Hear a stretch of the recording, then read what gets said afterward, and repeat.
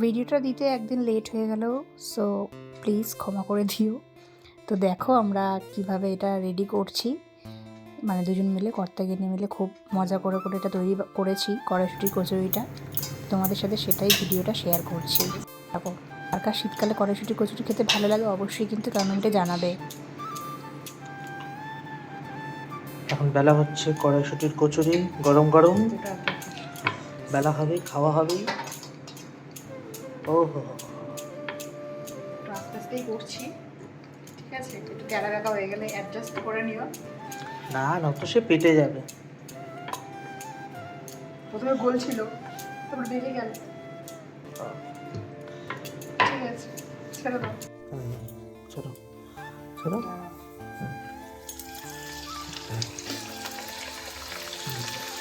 এটা আগে ভাজা হয়েছে তো, তো সেটারই নিচুরি একটু রয়েছে। এটা তো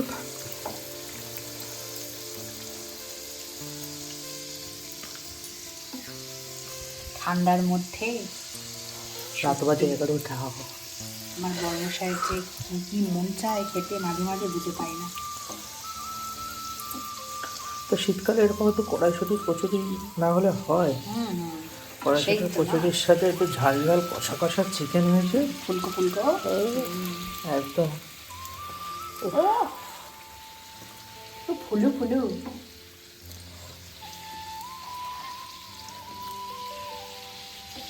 চলে আসো বন্ধুরা, তুলে নিচ্ছি।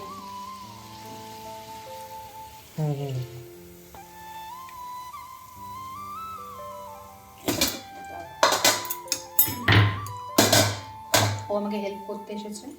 এরপরে আমিও বেলবো একটা। হ্যাঁ অবশ্যই বেলবে, কেন বেলবে না? একটু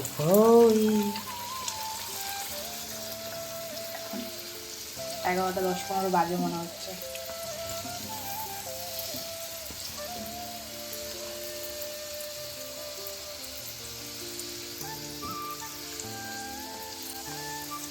কেমন এক্সপিরিয়েন্স তোমার এই রাত্রিবেলা এইসব হচ্ছে?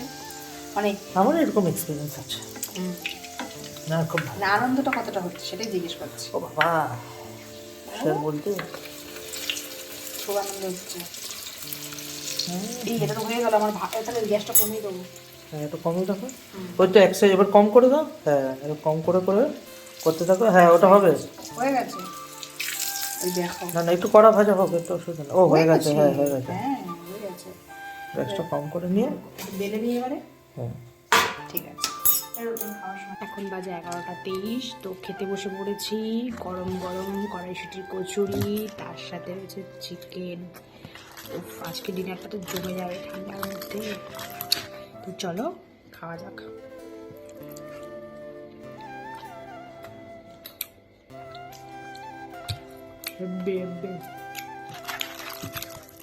তোমাদের কার কার ভালো লাগে খেতে অবশ্যই কমেন্টে জানিও।